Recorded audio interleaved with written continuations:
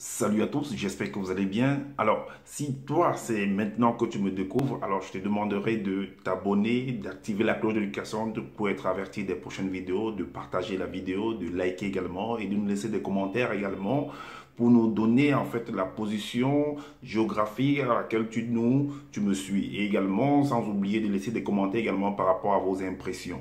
Alors, comme je le dis constamment dans mes partages, que Salomon dit qu'il n'y a rien de nouveau, ce qui a été, c'est ce qui est et c'est ce qui sera encore, et que le physique est le reflet du non-visible, et que le Créateur, par son verbe, parle tantôt d'une manière, tantôt d'une autre, et l'on y prend point garde.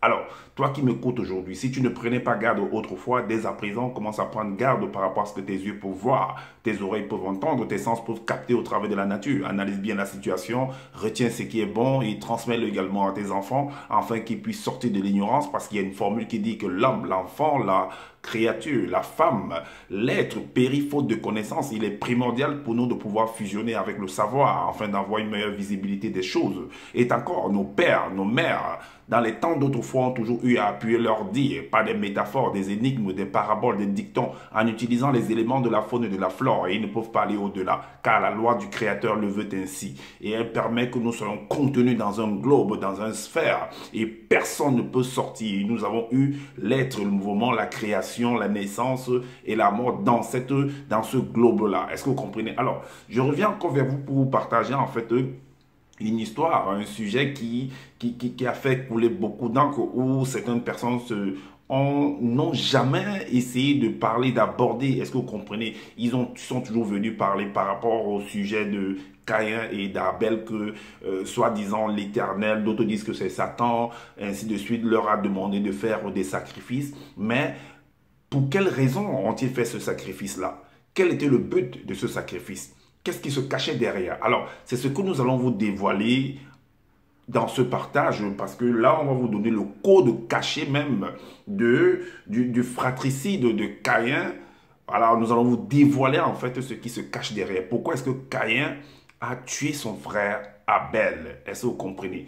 Parce que toutes les réponses, comme je l'ai toujours dit, que moi, en fait, j'ai eu une formation, j'ai eu en fait un développement personnel également, et ça me permet de venir en fait briser les seaux, déchirer le rideau, en fait, de vous dévoiler, de vous exposer en fait les réponses, les énigmes, cette façon, cette métaphore-là, cette façon d'écrire des auteurs, de venir vous dévoiler cela. Toutes les réponses sont contenues dans les Bibles classiques, sauf qu'il faut avoir vraiment beaucoup d'amour, beaucoup de temps pour pouvoir étudier. Est-ce que vous comprenez? Donc, de Genèse à Apocalypse, les réponses sont contenues là-dedans. Est-ce que vous comprenez? Alors, c'est ce que je vais vous exposer maintenant. Au travers de... C'est un dire, c'est une histoire, c'est un sujet, mais qui se rapporte à ce phénomène, à cette problématique-là. Est-ce que vous comprenez? C'est pourquoi vous allez comprendre également pourquoi je dis généralement que nos pères, nos mères, dans les temps d'autrefois, ont toujours eu à appuyer leur dit, pas des métaphores, des énigmes, des paraboles, en utilisant les éléments de la faune et de la flore. Et que Salomon dit qu'il n'y a rien de nouveau. Ce qui s'est produit hier ou ce qui se produit aujourd'hui a été hier. Et ça le sera également demain. Est-ce que vous comprenez? Alors, nous allons comprendre parce que dans les Bibles classiques, on parle de l'Éternel. Mais le personnage qu'on appelle le monsieur qui se donne le titre camerounais, qu'on appelle Justin Dissaker, qui se donne le titre de Zulu Lassan, il dit qu'il est un deuxième, il a assisté à la création. Mais s'il pouvait, bien, bon, vu que selon lui, il dit qu'il a assisté à la création, s'il pouvait nous donner l'âge de Caïn et d'Abel au moment où de l'incident du fratricide, ce serait bien en fait. On comprendrait réellement que l'âge exact, hein, voilà, il ne faut pas qu'il vienne donner ce truc qu'il imagine et ainsi de suite. Alors, vu que dans les Bibles classiques, on dit que c'est l'Éternel qui leur a demandé de faire le sacrifice. C'est qui l'Éternel? C'est qui l'Éternel? Alors, pour comprendre cela, nous allons aller dans le livre de Rois. Dans le livre de Rois. Dans le livre de Rois, un roi. On va aller dans 1 Roi, chapitre 8, le chapitre 8, le verset 27. C'est un élément qui est très très important. C'est une loi, c'est un verset qui est très très important pour pouvoir comprendre c'est quoi l'Éternel. Voilà. Là, il est dit, c'est selon ce qui est mentionné, c'est ce que l'auteur a écrit, que selon l'histoire de Salomon, dont lui il est venu relater l'histoire de Salomon, en disant que Salomon a construit en fait un palais, et après avoir construit le palais, ou alors en observant le palais, voilà l'exclamation qu'il s'est donné en fait, il a sorti. Il dit là que, mais Dieu, mais quoi? Dieu habiterait-il véritablement sur la terre? Point d'interrogation. Parce que selon les Bibles, en fait, il y a des versets qui disent que Dieu, en fait, c'est le Créateur. Est-ce que vous comprenez que c'est l'éternel? Dans d'autres versions, on l'appelle l'éternel, d'autres disent Yahvé, Jéhovah, selon la communauté des uns et des autres. Est-ce que vous voyez, c'est des attributs qu'on accorde, en fait, on va dire comme ça, avec les mots d'homme, à cet être qui a créé toutes choses, en fait. Alors, donc Dieu habiterait-il dans une maison faite de main d'homme? Ce verset, cette loi, cette formule-ci est très très profonde. Est-ce que vous voyez, s'il faut l'expliquer, on va passer vraiment du temps pour pouvoir l'expliquer sur beaucoup de choses là-dedans. Alors, donc on va aller très rapidement par rapport à l'éternel. Donc, si on remplace l'éternel, mais quoi? L'éternel habiterait-il véritablement sur la terre? Est-ce qu'il habite vraiment sur la terre? Alors, voici, il continue. Voici les cieux des cieux des cieux ne peuvent te contenir. Donc, l'éternel, rien ne te contient en fait. Tu es au-delà de tout ce qu'on peut concevoir et même ne pas concevoir. Au-delà de l'imagination et de l'imagination. Est-ce que vous comprenez? Alors, la chose qui est au-delà, bon, disons la chose, parce que c'est avec des mots de main, parce qu'on est limité, on est obligé en fait d'utiliser des expressions qui sont dans notre réalité, dans le globe. On ne peut pas aller au-delà. Donc l'imagination, quand quelque chose est au-delà de l'imagination et de l'imagination, ça veut dire que tu ne peux pas en fait expliquer. C'est au-delà de ta conception en fait. Est-ce que vous voyez? Vous ne pouvez pas. C'est la limite en fait. Aller au-delà, vous explosez. Est-ce que vous comprenez? Alors, donc, combien moins cette maison que j'ai bâtie, ça veut dire qu'on ne peut pas expliquer. Donc, les termes qu'on va vouloir utiliser sont limités, Peu importe la personne dans cette réalité divisée qui va vouloir parler du Créateur, sera toujours limité à cette réalité dans le globe. Il ne peut pas aller hors du globe. Est-ce que vous voyez? Donc, tu ne peux pas voir l'éternel. Alors, si on ne peut pas qualifier, si on ne peut pas imaginer ou inimaginer, est-ce que vous voyez l'éternel ou alors le créateur, disons le créateur, ça veut dire que tous les nominations, les noms qu'on donne là, c'est des trucs qui appartiennent aux créatures en fait. Ce sont des créatures. Ok. Maintenant, on va aller dans le livre de Samuel. On va dans une autre phase. On va aller dans le livre de Samuel au chapitre 15, le verset 22. Il est dit, alors c'est par rapport au sacrifice. Là, c'est l'histoire en fait avec le Samuel, avec la désobéissance de Saül et ainsi de suite, qui était un roi également. Donc, voici ce qui va être dit par rapport à la désobéissance du roi Saül. Il est dit au verset 22, Samuel dit, 2 points. L'Éternel trouve-t-il du plaisir? Donc, quand on parle de l'Éternel, comme je l'ai dit, on a pris le verset de 1 roi 8, 26. Ça veut dire qu'on s'adresse aux hommes sur la terre, donc à quelqu'un qui est supérieur en fait. Par exemple, le chef de l'État peut avoir le titre de l'Éternel. Mais en réalité, si vous voulez comprendre, tout est éternel. La création est éternelle. C'est une roue en fait. Et la roue en fait n'a pas tourne, c'est un cercle, c'est une circonférence qui tourne éternellement. Est-ce que vous comprenez? Donc quand on parle de l'éternel, ça veut dire qu'on s'adresse à un supérieur. Selon un domaine, selon un contexte. C'est le supérieur, le superlatif en fait. Ok. Donc, l'Éternel trouve-t-il du plaisir dans les holocaustes et les sacrifices comme dans l'obéissance à la voix de l'Éternel? Vous allez constater qu'ici, au début, on parle de l'Éternel, à la fin, on parle de l'Éternel. Donc, ça fait un peu, ça embrouille un peu. En fait, on devait dire, par exemple, que, voilà, l'Éternel trouve-t-il du plaisir dans les holocaustes et les sacrifices, virgule, comme dans l'obéissance à la voix peut-être on va dire, du chef ou bien du roi. Parce que pour ne pas confondre en fait. Est-ce que vous voyez? Ça fait une petite confusion là. Alors, la suite nous dit, voici, l'obéissance vaut mieux que les sacrifices et l'observation de la parole vaut mieux que la graisse des béliers. Donc, on dit que l'obéissance l'observation, l'obéissance et l'observation de la parole vaut mieux que la graisse des veaux. Donc, quelqu'un qui va venir donner, par exemple, des oranges comme sacrifice, ou bien du mouton, tout ça, ou c'est pas, des éléments de la nature, en fait. Que les paroles, en fait, valent mieux que ça. Mais ce que vous oubliez, ce que l'on oublie, en fait, c'est que ces choses-là, qui sont sous cette forme-là, par exemple des condiments, des fruits, des animaux, nous-mêmes également, nous sommes la résultante de la parole en fait. C'est ce que vous ne comprenez pas. C'est quoi il faut faire très très attention avec la lettre. Il faut faire très très attention avec la parole. Bon, tout a été fait par la parole. Donc, la parole, les fruits, tout objet, tout élément est parole en fait, mais sous une autre forme. Est-ce que vous comprenez? Alors, donc maintenant, on dit que la parole est mieux que la parole, l'obéissance. Mais quand tu obéis, c'est un sacrifice pour pouvoir respecter quelqu'un. C'est un peu un exemple. Je vais vous prendre un exemple.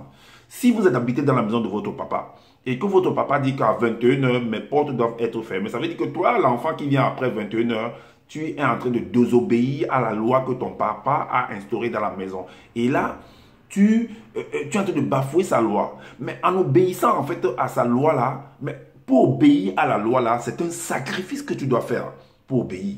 Est-ce que vous comprenez? Donc, peu importe la nature, peu importe l'état, peu importe, oui, la nature et l'état du sacrifice, c'est toujours un sacrifice en fait. C'est toujours un sacrifice. Alors, maintenant, on va aller pour voir, puisqu'on dit que l'obéissance et la parole vaut mieux que la graisse des béliers et des fruits que l'on venait. Et on va donc aller voir, on va aller donc dans Genèse 4 pour voir en fait par rapport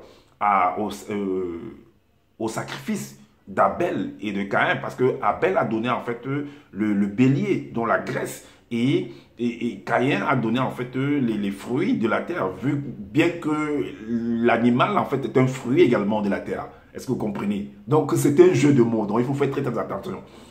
Alors, le chapitre 4 du livre de Caïn, du livre de la Genèse dit, il est dit, 4 au verset 3, il est dit qu'au bout de quelque temps, Caïn fit, vous voyez que le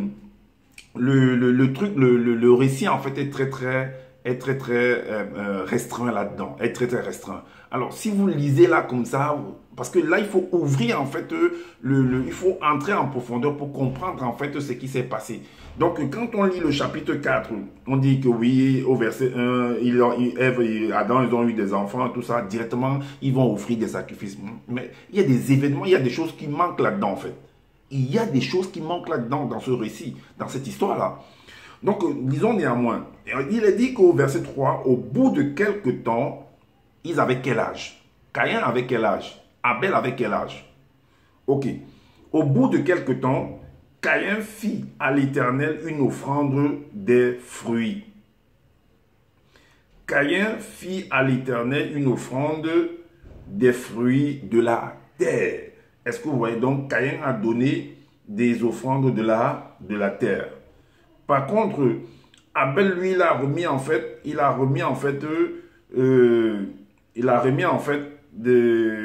a fait Abel de son côté. Donc, je disais tantôt que Abel, par contre, a donné en fait l'animal. Abel, par contre, il a tué un animal. Il a tué un animal. Et la suite dit quoi? Au verset 10. Le verset 10. On va aller en fait dans le livre de ce monsieur qui s'appelle Zola. Et il ne faudrait pas que ça vous embrouille, parce que ce qui est contenu en fait dans le livre de ce monsieur-là, qu'on appelle Zola, qu'il a écrit, mais c'est un livre qu'il a copié un peu de partout. Il a copié en fait le début de la Genèse dans le livre de Fabre d'Olivet. Est-ce que vous comprenez? Donc, il ne faudrait pas que ça vous embrouille. Au chapitre, dans son livre, le chapitre 4 de l'origine, chapitre 4, verset 10, il est dit, au verset 10, il est dit, puisque dans les Bibles classiques, on dit que c'est l'Éternel. Je vous ai dit en fait que l'Éternel, en fait, c'est quand on parle de l'Éternel, ça s'adresse aux créatures. Parce que le Créateur, en fait, est au-delà en fait, de la création. On a pris 1 Samuel 15 au verset 22 pour démontrer que, non, on a pris, 1 Samuel 15, 22, non, dans 1 Roi 8, verset 27, pour démontrer en fait que par rapport à la construction que l'Éternel en fait, dont le Créateur ne peut pas en fait. Mais dans une autre facette encore, bon, c'est pas là le cas, je ne vais pas entrer là-dedans, ça se démontre. Alors, donc au verset dans Origine, chapitre 4 au verset 10, le même récit en fait de Caïn et d'Abel là, dans le chapitre 4 là, dans les Bibles classiques, est mentionné là-dedans, dans le livre de ce monsieur. Il est dit au verset 10 ici que Satan, alors, on vous montre que dans les Bibles classiques, on dit que c'est l'Éternel. Mais lui ici, il a écrit c'est Satan en fait. Dans d'autres personnes vont dire que c'est l'entité, tout ça et tout et tout. Alors que Satan, le mondiment bobé, ça dit le mauvais esprit, après avoir copié et pris l'apparence trompeuse de l'entité, apparu à Caïn, donc à Pongisé. Alors, c'est pourquoi dans les Bibles classiques, on dit, il a écrit ça pourquoi? Parce que il y a une formule également dans les Bibles classiques qui dit que Satan en fait se transforme en ange de lumière. Satan se transforme en ange de lumière. Mais comment ça se transforme en ange de lumière? Bon, tu vas te demander que, mais pourquoi il se transforme en ange de lumière? Mais puisque c'est une entité en fait de lumière. Alors on va te dire que non, c'est plutôt un chérubin. Un chérubin n'est pas un ange. C'est ce qu'on va vouloir t'expliquer que non, un chérubin, c'est pas un ange, mais c'est des êtres de lumière, c'est des entités de lumière. Toute créature est une entité de lumière. Voilà pourquoi on l'appelle astre brillant. Étoile du matin. Donc c'est nous tous, nous sommes des astres brillants, nous sommes des étoiles du matin. Nous sommes des entités de lumière. Alors, donc vous comprenez par là que ça s'adresse aux créatures. Ça s'adresse à nous, ça s'adresse à toi et à moi. Vous allez comprendre pourquoi. En plus, qu'on va entrer plus encore en profondeur. Alors, donc, il prit l'apparence. C'est pourquoi quand quelqu'un vient te parler, parfois, il prend l'apparence d'une autre personne pour te parler, en fait. En fait, c'est un peu de façon codée. D'autres vont dire que c'est de façon rusée. C'est un peu comme la récitation du corbeau et du renard. Le renard va parler de manière codée, de manière cachée, de manière déguisée. Mais il est néanmoins un renard. C'est pas qu'il a pris d'autres vêtements, il a porté là directement, non. Mais il parle de manière codée. Et vu que le corbeau, en fait, ne va pas comprendre ce langage qui est très subtil, ce langage abstrait, alors il va laisser tomber le fromage. Et le renard va récupérer cela. Est-ce que vous comprenez? Alors, donc, il prit l'apparence trompeuse de l'entité, apparut à Pongisé, ainsi qu'à Amundiou. Donc, il a apparu aux deux enfants, aux deux jeunes hommes. Alors, on dit qu'il les a séduits, il est persuadé de lui offrir des sacrifices, qu'il les a séduits. Mais pour faire quoi de ces sacrifices? Qu'est-ce qu'il voulait faire? Ou qu'est-ce qu'il voulait accorder à ses enfants après qu'ils aient fait les sacrifices? Parce que vous ne devez pas ignorer que dans toute chose qu'on peut entreprendre, qu'on peut vouloir faire, il faut toujours faire des sacrifices. Il faut toujours faire des sacrifices. Est-ce que vous voyez, pour atteindre un objectif, il faut des sacrifices. Alors, donc Pongisé présenta des produits de la terre, par contre en offrande et ceux des vignes qu'ils avaient plantées. Par contre, au verset 11, il est dit que Mondioué de son côté, il a fait des offrandes, il a fait des produits de la terre, ainsi de suite. Alors, voilà pourquoi on va aller dans le livre de Matthieu. On reviendra encore plus tard pour Mondioué, ça dit Abel. On va aller dans le livre de Matthieu, chapitre 16. Le livre de Matthieu, chapitre 16. Matthieu, chapitre 16, versets 22 et 23. Voilà. Parce que, comme je disais tantôt, que si, en prenant cet exemple, si vous êtes avec votre père à la maison et que votre père, par exemple, donne un ordre, puisque c'est lui le chef de la maison, il donne un ordre que, bon, ma maison, mes portes se ferment à 21h. Et toi, l'enfant, tu viens après 21h. Mais là, tu es en train de désobéir à la parole de ton père. Et là, ton père, en fait, va considérer que tu es Satan. Parce que Satan, en fait, c'est celui qui s'oppose.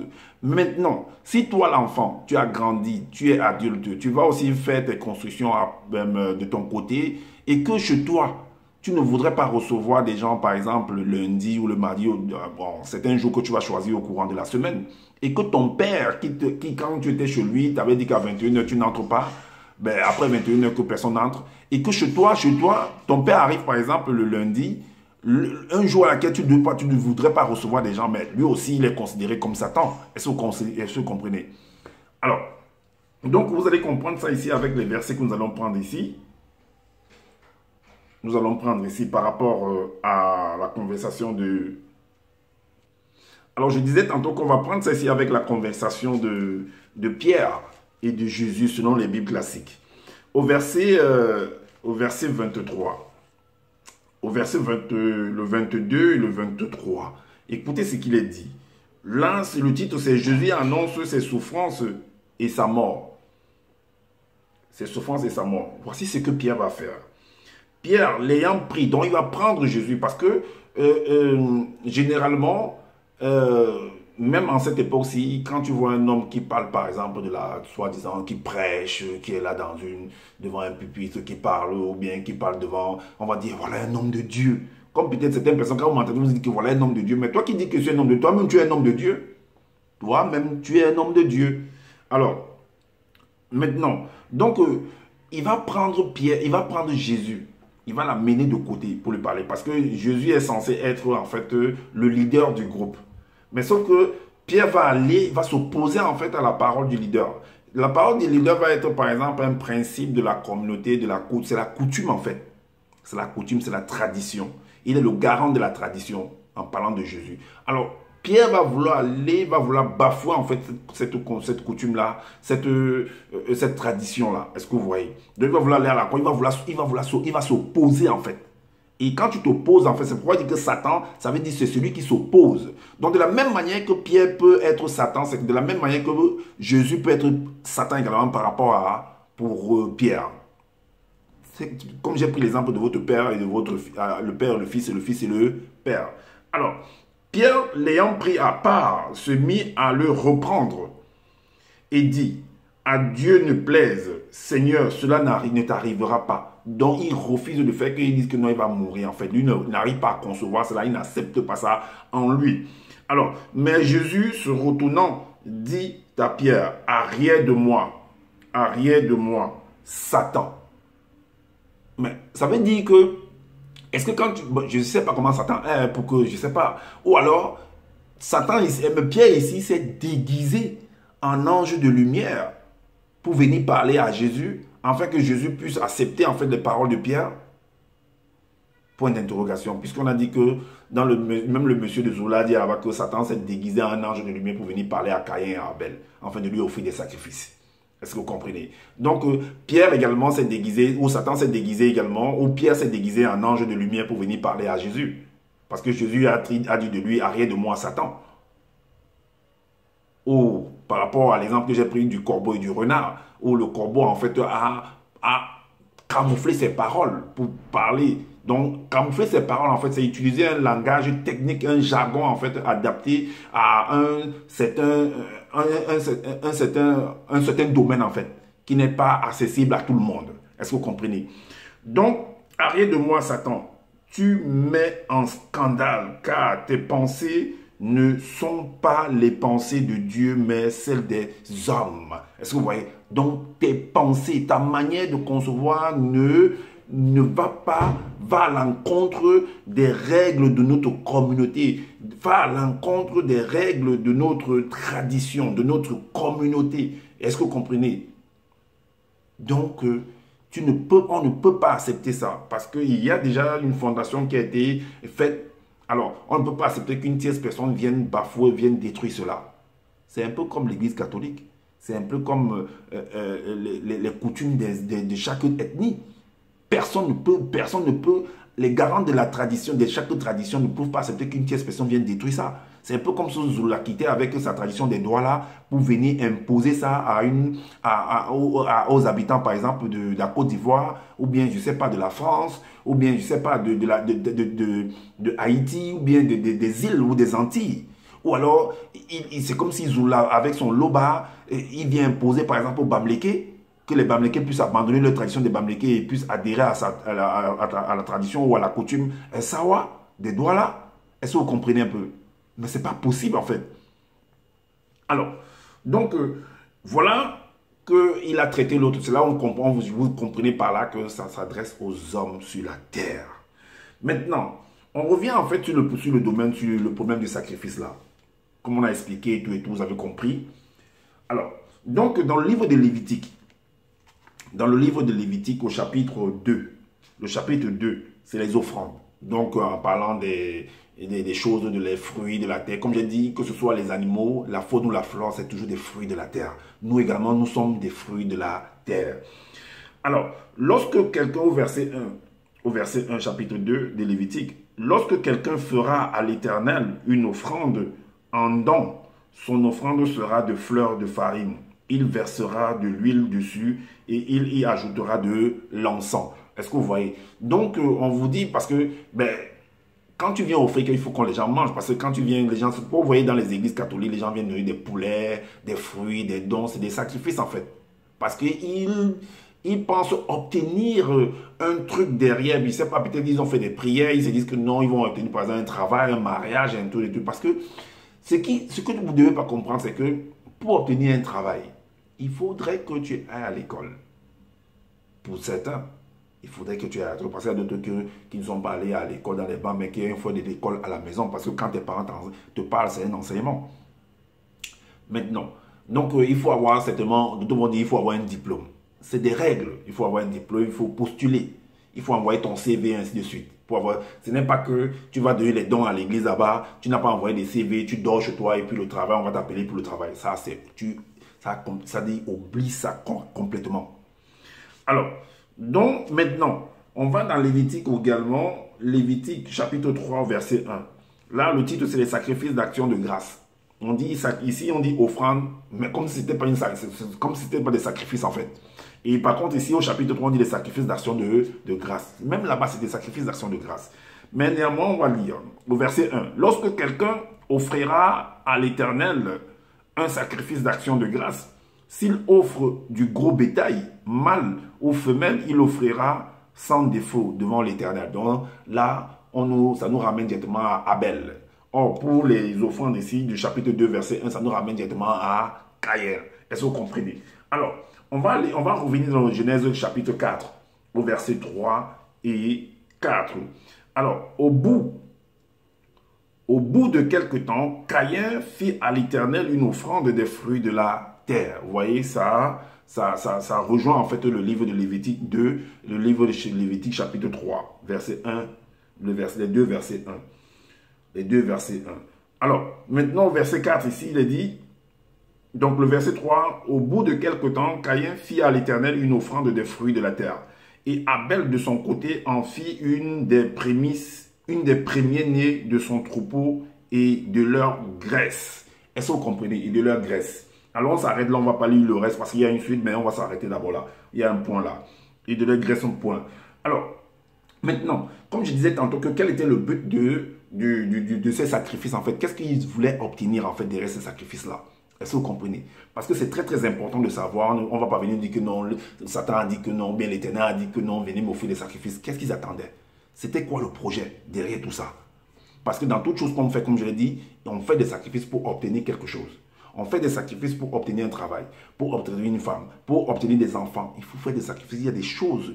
Il y a des règles qu'il faut observer pour pouvoir avoir un enfant, pour pouvoir avoir une maison, construire une maison, pour pouvoir avoir une voiture, pour pouvoir avoir de l'argent, pour pouvoir avoir toutes choses. Il y a des règles pour avoir des fruits, des récoltes. Il y a des principes qu'il faut observer. Toutes choses. Est-ce que vous comprenez? Alors, dans le projet pour être à la tête, donc, en fait, derrière ce sacrifice, c'était le projet pour être à la tête de l'administration familiale. Parce que Caïn et Abel étaient des frères. Et ils avaient des parents. Donc, il fallait en fait trouver quelqu'un qui devait remplacer le papa. Et c'est des choses qui se sont toujours produites dans cette réalité du visible, qui se produiront toujours demain. Donc, il n'y a rien de nouveau. Alors, donc on va aller dans 1 Corinthiens. 1 Corinthiens chapitre 9, verset 24.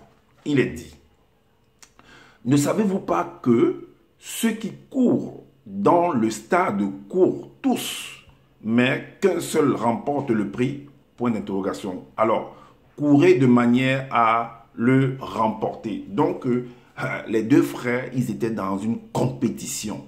Donc, mais dans la compétition, il y a toujours un vainqueur. Est-ce que vous voyez? Mais sauf que le vainqueur, parce que dans toute chose, il y a un sacré. Parce que pour faire la course, ben, il faut s'entraîner. Il y a tout un mode de vie qu'il faut aborder pour pouvoir arriver à un résultat considérable, à gagner le prix, à avoir la médaille, on va dire ici, la médaille d'or. Est-ce que vous voyez? Donc, il y a un travail, un sacrifice qu'il faut mettre en place pour pouvoir, il y a une restriction qu'il faut se donner soi-même pour pouvoir atteindre, en fait, c'est un objectif vraiment remarquable. Est-ce que vous voyez? Donc, les deux étaient dans cette compétition d'une manière ou d'une autre, parce que les projets de loi, là, parce que comme j'ai dit, c'était des projets de loi. C'est un peu comme vous êtes dans une entreprise, hein, par exemple, le directeur, le PDG de la société demande à certains employés de lui faire des projets de loi pour pouvoir avancer, et puis chacun va venir, et il y a toujours un qui va être validé, il y a un projet qui va être validé, et les autres vont, par exemple, aller au tiroir. Est-ce que vous voyez? Mais maintenant, est-ce que ça voudrait dire que puisque le projet de X ou de Y va être validé, et pour vous ne soit pas peut-être validé, que vous devez aller, je ne sais pas, jalouser, tuer, commettre un crime vis-à-vis de celui qu'on a validé son projet, ou de l'accompagner, ou vous devez vous l'accompagner dans ce projet, dans on va dire, la matérialisation de ce projet? Point d'interrogation. Alors, donc, le projet, on va voir le projet d'Abel. Parce que tout ça, c'était des projets, en fait, d'Abel, de Caïn. Abel, on va aller au chapitre 4 toujours. Le verset 4. Le verset 4, il est dit que et Abel, de son côté, en fit une des premiers-nés de son troupeau et de leur graisse. Et il est dit que l'Éternel porta un regard favorable sur Abel et sur son offrande. Donc, son projet a été validé, a été accepté pour être administrateur des biens familiaux, dont il devait être à la tête. Mais ça ne veut pas dire que s'il est administrateur des biens familiaux, est-ce que vous voyez? Ça ne veut pas dire qu'il doit torturer, il doit piétiner les autres. Mais il est là pour réglementer, pour assurer que tout fonctionne bien. Je connais des familles, par exemple, comme ça, que le père est parti et les autres sont restés faire du n'importe quoi. Et c'est comme ça qu'ils ont dilapidé les biens. Est-ce que vous voyez? Alors, pourquoi est-ce que Abel, lui, on va valider son projet? Est-ce qu'il était plus intelligent que Caïn? Est-ce que son projet de loi, son projet répondait aux attentes du PDG ou bien de ses parents pour que ce soit validé? Autant de questionnements qu'on doit se poser, en fait. C'est là que vous comprenez pourquoi est-ce que parfois on accepte dans un concours, bien dans un... Oui, telle personne... Parce qu'il y a toujours, en fait, il y a des critères de choix, en fait. Est-ce que vous comprenez? Voilà. Alors, maintenant, on va aller dans le livre de Hébreux, chapitre 11, verset 4. Hébreux, chapitre 11, verset 4. Il est dit, c'est pas la foi qu'Abel. Donc, quand on dit la foi la foi naît en fait de ce qu'on entend. Est-ce que vous voyez? Ça veut dire que il était à l'écoute du PDG, donc du patron, donc des parents. Donc, il écoutait trop les parents et il mettait en pratique ce que les parents disaient. Donc, c'était un enfant très, très obéissant. Il mettait à la lettre. Et généralement, les parents, quand on voyait, en fait, quand un enfant devient, par exemple, héritier de son parent, c'est généralement un enfant qui est proche de ses parents, en fait. Un enfant qui obéit à ses parents. Et puis, le père voit que parmi les enfants-là, je vois que c'est celui-ci qui pourra être un bon héritier. C'est pas que les autres ne peuvent pas, mais sauf que eux, sur les laisses, en fait, ils vont bousiller, en fait. Ils vont dilapider, en fait, les biens. Ils ne pourront pas en fait s'occuper de leurs frères ou bien de la veuve ou bien des veuves qui pourront rester en fait. Alors, c'est pour dire que ce n'est pas la foi qu'Abel offrit à Dieu un sacrifice plus excellent. Son projet était très très excellent. Ça a été validé, ça respectait en fait le critère de choix, ça respectait en fait les normes de ce que le PDG, de ce que le père, de ce que le garant de la loi attendait, contrairement aux autres. Que celui de Caïn. C'est par elle qu'il fut déclaré juste, Dieu approuvant ses offrandes, et c'est par elle qu'il parle encore quoique mort. Ça veut dire que tous ceux qui suivent également ce projet de loi-là, la manière, parce que on dit que quand tu marches, tu laisses des traces. C'est pourquoi Salomon dit que, Salomon a compris cela, c'est pourquoi il a dit que ce qui a été hier, c'est ce qui est aujourd'hui, c'est ce qui sera demain. Donc il y a toujours la traçabilité. Donc la manière, les techniques, que ce soit en marketing, que ce soit dans n'importe quel domaine, c'est la même manière qu'on apprend. C'est qu'on apprend aux enfants de la maternelle ou de l'école primaire, c'est ce que les enfants qui viendront dans les temps futurs vont toujours apprendre. Ça ne changera pas. La manière dont on construit, la géométrie qu'on emploie, les figures, tout ça, les principes de calcul de base, tout ça, c'est toujours les mêmes principes, les mêmes calculs qu'on emploie toujours jusqu'aujourd'hui. Et c'est ce qu'on emploiera demain. C'est ce qu'on a toujours employé demain. On en a toujours employé hier. Est-ce que vous comprenez? Ça ne change pas. Alors, donc, quoique mort, donc même si tu pars et que tu as des choses, ça va être toujours perpétuel, ça va être toujours appliqué. Voilà. Donc maintenant, on retourne encore on va dans Origine, dans le livre de ce monsieur, on va lire là-bas. On va lire là-bas, qu'est-ce qu'il dit? Il est dit au verset 11 que, alors, Mundiwe, c'est ce que le musulman appelle Abel. Dans sa langue douala, il appelle Mundiwe. De son côté, fut le premier à apporter un sacrifice de sang. Mais j'ai fait un enseignement par rapport à l'histoire du papa de Mundiwe, c'est-à-dire qu'on appelle dans la Bible classique Adam. Et Zoula, lui, l'appelle Moto. Il lui-même a fait des sacrifices d'animaux. Donc, en fait, son fils ne fait que copier son papa. En tuant l'un des plus beaux des premiers agneaux de son troupeau au poil roux. Roux. Retenez bien le mot roux. Zoula a mentionné ça là, roux. Et si vous allez voir ça, je vais vous montrer ça quelque part. Alors, donc, on va également dans les Bibles classiques.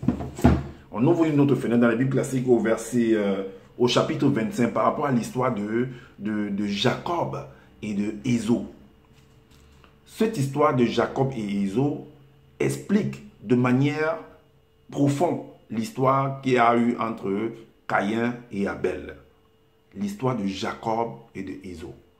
Parce que Isaac a laissé avec des biens.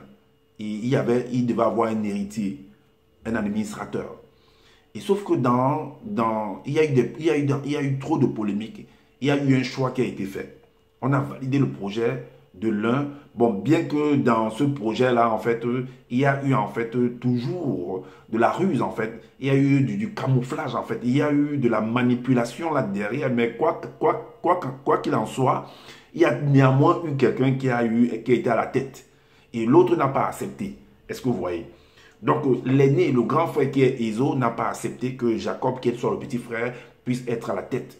Est-ce que tu vois? Mais sauf que Caïn, qui est le grand frère, qui n'a pas accepté le projet du fait qu'on accepte le projet de son petit frère qui est Abel, va réussir à tuer Abel. Sauf que la maman des deux enfants, c'est-à-dire que Rebecca, qui était la maman de Ésaü et de Jacob, va être au courant de l'affaire, va plutôt protéger en fait Jacob en lui disant de fuir, afin que son frère puisse se calmer, l'attention puisse se calmer, afin qu'il pourra revenir, qu'il puisse oublier cette affaire-là.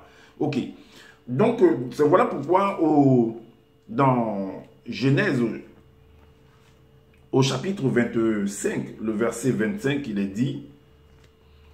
dit, chapitre 25, Genèse 25 au verset 25, il est dit que le premier sortit entièrement roux. Est-ce que vous comprenez? Donc Abel, qui est Mundiwe chez le Zoula, l'animal qu'il a offert, en fait, c'était au poil roux. Et maintenant, Ésaü, sauf que dans l'histoire, en fait, on va changer, c'est un code, on va un peu embrouiller en fait le récit pour que ça vous croyez, pour que vous puissiez vous persuader que vous puissiez croire que non, ça ne c'est pas la même chose. Par exemple, c'est Ésaü va vendre son droit d'aînesse. Donc, mais c'est le fond, en fait, quand vous voyez le fond, c'est la même chose. Mais sauf qu'il y a des petits changements derrière, des petits changements dans des trucs qu'on appelle comment ça s'appelle, dans les mises en scène, en fait. Donc, il y a des petits déplacements là, mais c'est la même chose. Il y a des petits déplacements de mots, de scène, en fait, mais c'est la même chose, en fait. Alors, Donc, nous fait comprendre au verset 20, le premier sortit entièrement roux, comme un manteau de poil. Et on lui donna le nom d'Ézau. On lui donna le nom d'Ézau. Alors, on revient encore dans... On va dans Origine. On va dans Origine, chapitre 4, verset 7. Verset 7, il est dit, Mundiwe était très proche de Muto, sa maman. Par contre, Ézau, dans Genèse 25, était proche plutôt de son papa. C'est pourquoi j'ai dit qu'il y a des petits déplacements de scène, des petits déplacements, des petites, on va dire, des titres là, mais qui, comme si, pour embrouiller en fait, mais c'est la même chose en fait. Parce que quand tu lis, tu comprends, quand tu connais en fait les faits divers, les faits de société, tu comprends que c'est la même chose. Alors, donc Mundiwe était proche de Moto, sa mère, tandis que Pongui, c'est son frère, était proche de Moto, son père. Est-ce que vous voyez? Donc, Caïn était proche de son père, par contre, Abel, lui, était proche de sa maman. Or, bon, on va aller lire. Dans Genèse 25, 28, il est dit, Isaac aimait Ézau parce qu'il mangeait du gibier. Est-ce que vous voyez? Et Rebecca aimait Jacob. Est-ce que vous voyez? Donc, c'est pourquoi il vous dit que c'est la même histoire en fait. Je suis en train de vous dévoiler que cette histoire, en fait, cette histoire, pour comprendre l'histoire qui s'est produite entre Caïn et Abel, il faut comprendre en fait l'histoire de Jacob et de Ézau. Ah oui, c'est là-bas que la réponse se cache. Et je vous dévoile cela. Alors, donc, dans Origine, dans le livre de ce monsieur-là, bien, je vous ai dit qu'il a copié, il ne faut pas que, parce que je lis là-bas que vous croyez que c'est, il a copié ça hein, dans le livre de Fabo d'Oliver. Hein. Ah oui. Dans Origine 4, 8, il est dit, les deux frères étaient unis et complices et ne se séparaient presque pas. Ils partageaient entre eux ce qu'ils possédaient. Ils tissaient ainsi une très grande complicité. Pongui s'est enseigné à son frère Mundiwe les mystères du visible. Il a enseigné à son petit frère les mystères. Donc, beaucoup de réalité, beaucoup de vérité. Il lui a dit des choses. Et son petit frère a gardé ça. Ah oui, son petit frère a gardé. Et c'est ce qui lui a permis de pouvoir arranger son projet également. Et puis que ce soit validé. Ah oui. Sous la nuit étoilée. Alors, donc maintenant, on va aller dans le projet de Caïn qui a été refusé. Contrairement au projet d'Abel. Donc le projet de Caïn a été refusé. Et dans chapitre 4, le verset 5, il est dit, mais il ne porta pas un regard favorable sur Caïn et sur son offrande. Caïn fut très irrité et son visage fut abattu. Donc Caïn n'a pas accepté cela. C'est pourquoi même Ézau, le fait qu'on ait donné la bénédiction à son frère Jacob, il n'a pas accepté cela. Ah oui, pour lui, ça lui revenait en fait. Alors, voilà pourquoi on va aller dans le livre de 1 roi, chapitre 2. C'est pourquoi je vous ai dit que pour pouvoir accepter un projet, il y a en fait des critères. Il y a un principe de base, la manière dont tu formules ton projet et quand c'est convaincant, quand ça permet de pouvoir gagner de l'argent, quand ça permet de pouvoir faire des bénéfices, quand ça permet de pouvoir fructifier l'entreprise, alors on voit la vision en fait que tu as dans ce projet-là. Parce que c'est ça même le but. Si ça nous permet pas, si ton projet ne nous permet pas de pouvoir fructifier, augmenter on va dire les gains de l'entreprise, mais comment est-ce qu'on va valider ça? Donc, dans un roi, et pour ça, pour pouvoir mettre un truc, ça veut dire qu'il faut obéir. D'où Hébreux 11 au verset 3. Hébreux 11 au verset 3, où on dit que Caïn avait la foi en fait. Est-ce que vous voyez? C'est dans Hébreux 11, je crois que je ne me trompe pas. Oui, dans le livre d'Hébreux 11 au verset 4. La foi, c'est pour dire que la foi vient de ce que l'on entend. Ça veut dire qu'il écoutait des conseils. et il a mis en pratique. Voilà pourquoi dans un roi, par rapport à Salomon et à son papa qui était David, selon l'histoire de la Bible classique, Salomon également Salomon n'a pas pris, on ne l'a pas mis au pouvoir pour rien. C'est parce qu'il était proche de son papa. Oh, David avait beaucoup d'enfants. On sait que quand vous lisez, vous voyez qu'il y a des enfants qui ont voulu tuer le père, qui ont voulu renverser le père. Ce qu'on appelle aujourd'hui, ou même hier, ce qu'on appelle un coup d'État. Il y a par exemple Absalom qui a voulu faire un coup d'État qui n'a pas marché. Il y a l'autre qui a voulu abuser, selon ce qui est dit, qu'il a voulu abuser sa sœur. Donc, il y avait beaucoup de choses, il y avait beaucoup de femmes, il y avait beaucoup de femmes également. Donc, ça créait beaucoup de désordre dans la famille. Alors, mais néanmoins, dans 1 Roi, chapitre 2, au verset 3, chapitre 2, au verset 3, il est dit.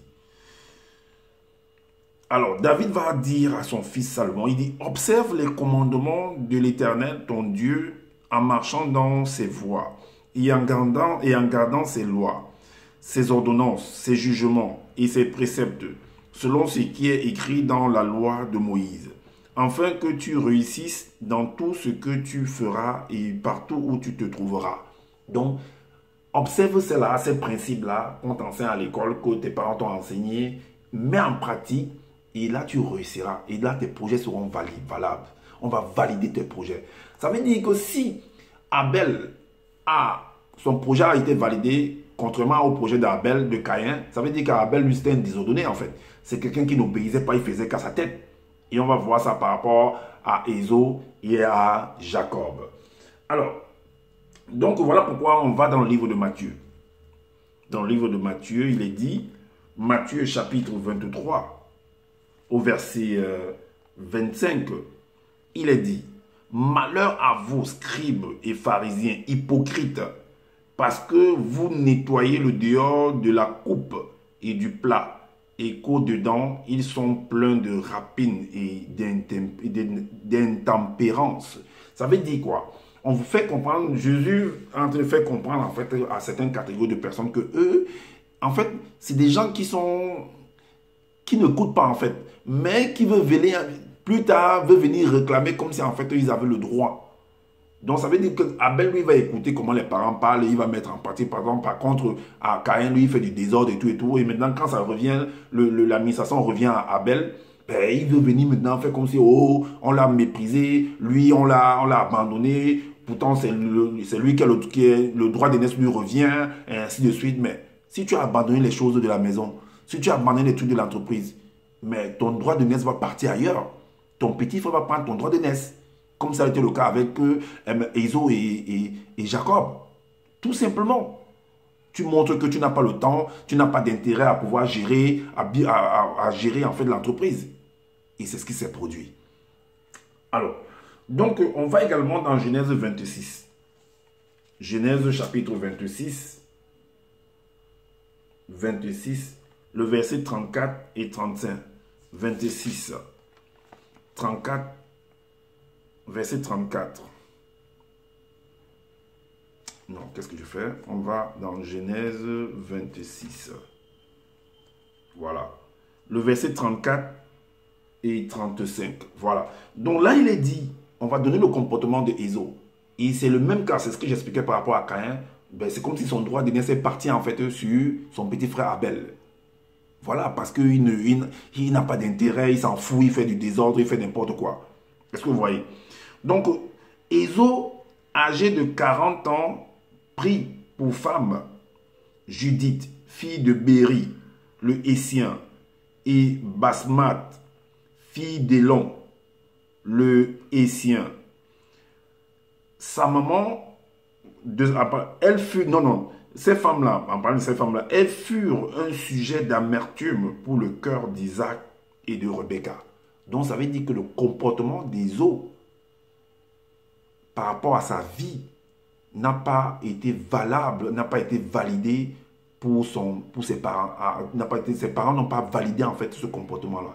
Il se comportait très mal. Donc, on ne pouvait pas... Parce que si, comme il se comportait très mal, là, ça nous montre par là que... parce que la suite de l'histoire, on dit que non, il a dit, Jacob a dit, Isaac a dit à à Isoko, va me préparer du potage, du gibier plutôt, et il vient me donner, je te bénisse. Mais vu que son comportement ne te plaisait pas, ce n'était pas acceptable. Il était dans des multiples femmes et tout, et ces femmes-là te manquaient du respect, vous manquaient du respect, tu ne vas pas prendre ton héritage pour lui donner. Tu ne vas pas prendre ton héritage pour lui donner. C'est là que vous comprenez que ça devait revenir vraiment à Jacob. Alors celui qui a écrit l'histoire vraiment, a écrit ça vraiment, voilà, pour que ça puisse vraiment donner. Alors, donc la suite nous dit, donc on montre en fait, et puis Caïn va avoir de la haine pour son frère Abel. De la même manière que Ésaü va avoir de la haine pour son frère Jacob. Parce que l'héritage de l'administration, bon, ça ne veut pas dire que c'est parce que Jacob va être administrateur qu'il va abandonner son frère Ésaü. Non, son grand frère Ésaü, non. Il aura droit également, mais sauf que c'est Jacob qui va diriger. Et c'est ce qui devait se passer également avec Caïn et Abel. C'est Abel qui devait diriger. Mais sauf que Caïn n'a pas accepté ça. Ésaü n'a pas accepté, il a voulu tuer son frère. Mais Caïn, plutôt, lui, il a tué son frère. Alors, donc, la haine de Caïn pour Abel. Dans Genèse 4, au verset 7-8, il est dit, certainement, parce que là, malgré qu'il avait de la haine, ça veut dire qu'il s'exprimait, on a voulu le connaître, donner des conseils, on l'a donné des conseils pour qu'il essaie de se calmer, qu'il essaie de revenir en lui-même. Il n'arrivait pas à accepter tout ça et tout, que voilà, qu'on l'a méprisé, que non, il en voulait tellement à son petit frère. Voilà pourquoi il est dit ici, certainement, si tu agis bien, on parle de Caïn, que non, vraiment, ne te mets pas dans cet état-là, reviens vraiment dans de bons termes, parce que tu rappelles de l'amour que tu avais pour ton petit frère, ça va parce qu'il est administrateur, mais dis-toi que c'est ta faute également. C'est ta faute. Certainement, si tu agis bien, tu relèveras ton visage, et si tu agis mal, le péché se couche à ta porte, et ses désirs se portent vers toi. Mais toi, domine sur lui. Donc, domine ce sentiment-là de la haine que tu as envers ton petit frère. Domine ça. Et qu'il soit administrateur, et tu peux toujours le seconder, tu peux toujours, avec l'expérience que tu as, tu peux toujours l'accompagner. Reviens, essaie de te ressaisir. Dis-toi que si on ne t'a pas donné ça, c'est parce que certainement il y a des choses que tu n'as pas pu faire, qu'il fallait que tu fasses. Mais alors, accompagne ton petit frère dans ce travail-là. Et j'irai ensemble. Alors, donc le verset 8 nous dit, « Cependant, Caïn adressa la parole à son frère Abel. Mais comme ils étaient dans les champs, Caïn se jeta sur son frère Abel et le tua. » Donc, il n'a pas supporté, il n'a pas écouté les conseils, il a tué finalement son petit frère. Comme pour dire que si je perds, tu perds. Alors, voilà pourquoi on va aller dans... Non, plutôt, qu'est-ce que j'ai lu? Non.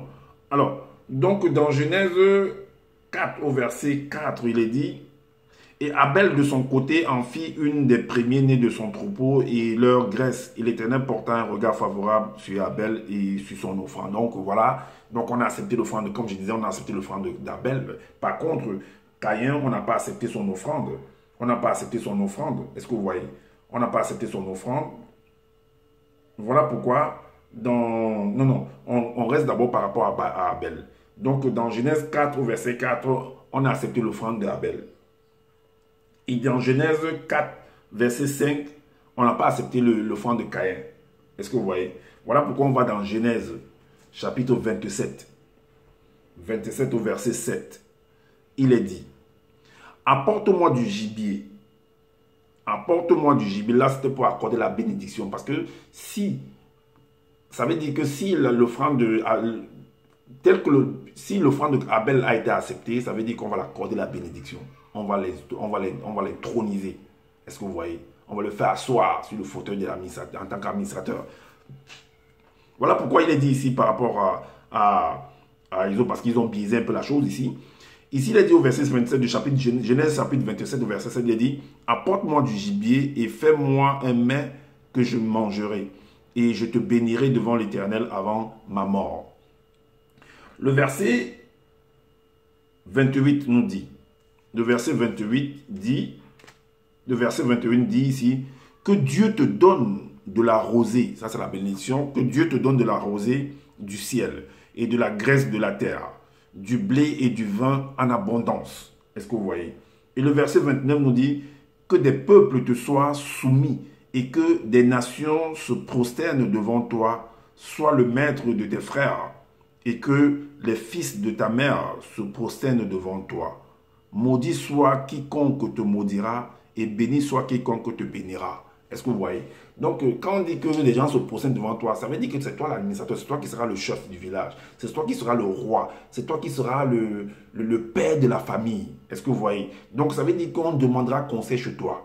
On viendra demander, quand il y a des choses à faire, c'est chez toi qu'on avait. C'est ça la prosternation, d'une manière ou d'une autre. Est-ce que vous voyez? Alors, maintenant, on va aller sur... on va continuer, on va dans le verset 41. On va dans le verset 41 à 45.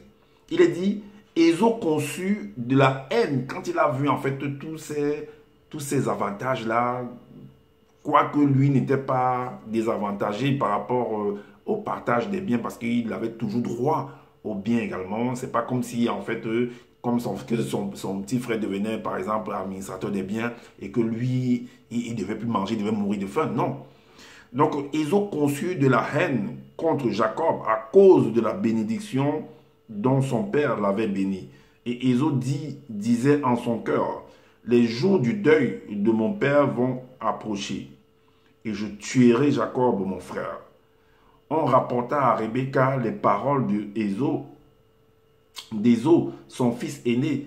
Elle fit alors appeler Jacob, son fils cadet, et elle lui dit, voici Ésaü, ton frère, veut tirer vengeance de toi en te tuant. Sauf que ce n'est pas ce qu'ils ont fait là-bas avec Abel et Caïn. Les parents n'ont pas compris que ben voilà, il fallait les éloigner pour ne pas commettre en fait l'irréparable. Ils devaient bien observer, ou alors ils ont observé, ils ont négligé en fait, ils ont pris ça à la légère en fait. Il y a une formule qui dit également que celui qui néglige la parole et ainsi de suite. Il y a une parole comme ça. Donc, la suite nous dit quoi? Maintenant, mon fils, écoute ma voix, lève-toi, fuis chez Laban, mon frère, à Charan. D'autres enfants disent, ah non, laisse, il ne va rien faire et tout. Et il reste, n'écoute pas les paroles, il continue. Par contre, Jacob, il a écouté, il est parti. Sinon, alors, on a jusqu'au verset 45. La suite dit, et reste auprès de lui quelque temps jusqu'à ce que la fureur de ton frère s'apaise, jusqu'à ce que la colère de ton frère se détourne de toi et qu'il oublie ce que tu lui as fait. Alors je te ferai revenir. Pourquoi serais-je privé de vous deux en un même jour? Point d'interrogation. Alors, on va maintenant, par contre, par rapport à Caïn, au verset, comme on a lu par exemple le chapitre 4 de Genèse, au verset 7 et 8, où le comportement d'Abel, de Caïn, il n'a pas supporté et tout, et il a tué son frère. Il a attendu qu'il soit seul dans les champs et il est tombé sur lui, il a roué, il a poignardé. Est-ce que vous voyez? Voilà pourquoi dans Genèse 4, versets 9 à 12, il est dit. Parce qu'après avoir fait ça, lui par contre, il y aura un châtiment, on va l'expulser en fait. Parce qu'il a tué son frère, la famille va le repousser, va l'expulser. Mais on dit que non, l'Éternel a chassé, tout ça, c'est des créatures. On va le chasser du patrimoine, donc on va le mettre même en prison. Est-ce que vous voyez? Donc on va le chasser. C'est ce qui s'est passé également avec l'un des fils de David. Je crois que c'est Absalom. Donc qui a commis un meurtre et il a fui en fait le palais. Il a fui et si son père avait beaucoup de négociations, tout ça, et tout, qu'il a dit demander de revenir, tout ça. Quand sa colère avait baissé, la famille s'est réunie, tout ça, on a arrangé, il est revenu. Mais il est revenu, mais il avait toujours des idées en fait de pouvoir conquérir, de pouvoir prendre la place de son papa. Est-ce que vous voyez? Alors, voilà pourquoi, verset 9 à 12, il est dit, donc Caïn va tuer son frère. Parce que dans sa tête, c'était qu'il espérait qu'en tuant son frère, qu'il prenne en fait la place de son frère pour diriger. Mais malgré qu'il a tué, comme il a tué son frère, on va le chasser. On va le chasser. Oui, on va dire que comme tu as fait ça, tu pars. Tu vas partir d'ici. Tu ne pourras pas. Donc malgré que tu l'as tué. L'Éternel dit à Caïn, où est ton frère Abel? Il répondit, je ne sais pas. Suis-je le gardien de mon frère? Et Dieu dit, qu'as-tu fait? Donc, on découvre en fait que le poteau rose, ce qu'il a commis en fait. Et là, on lui demande, qu'as-tu fait?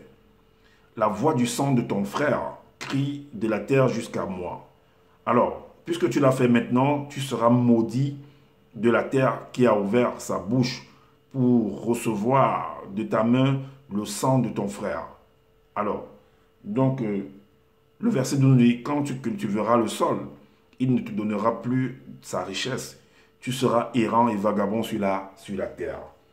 Donc, voilà donc l'histoire qu'on ne vous a pas racontée, que je viens également vous dévoiler aujourd'hui. Est-ce que vous comprenez? Donc, faites attention quand vous lisez. C'est très très important. Ça permet de... Et il faut savoir analyser également. Il faut savoir qu'il y a beaucoup de jeux de mots dans les écrits, peu importe le livre que vous allez lire. Il y a beaucoup de jeux de mots, il y a beaucoup de contournements, il y a beaucoup d'énigmes, il y a beaucoup de paraboles, il y a beaucoup de métaphores là-dedans. Il faut faire très attention. Bon, nous allons finir par ce livre, par le livre de Proverbes. Dans le livre de Proverbes, au chapitre 25, le chapitre 25, Proverbe 25 au verset 2, il est dit, la gloire de Dieu, c'est de cacher les choses. La gloire de Dieu. Et nous savons que Dieu, c'est une créature, c'est un homme, c'est toi, c'est moi. La preuve, dans Psaume 82, verset, j'avais dit, vous êtes des dieux. Exode 7.1, vois, je te fais Dieu. Ça veut dire que celui qui dit, vois, je te fais Dieu, c'est un homme qui s'adresse à un autre homme. On t'augmente de grade. Est-ce que vous voyez? On t'intronise, on te fait Dieu, on te fait chef supérieur. Alors, donc, ceux qui écrivent, c'est des dieux également. Donc, quand ils viennent d'écrire, leur gloire, en fait, leur gloire, c'est de cacher, en fait, des choses.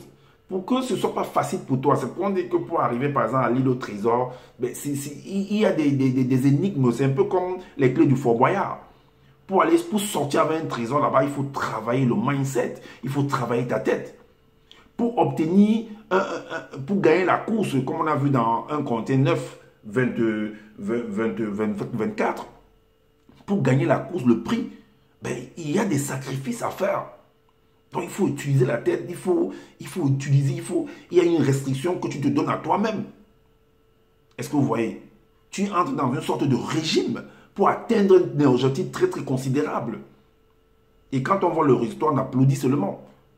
Et c'est ça qu'on dit, la gloire de Dieu est de cacher des choses. Mais sauf que celui qui va réussir, celui qui va gagner le prix, c'est pourquoi on dit, la gloire des rois, c'est de sonder les choses. C'est de sonder. Donc ils sondent la chose pour comprendre ce qui est caché là.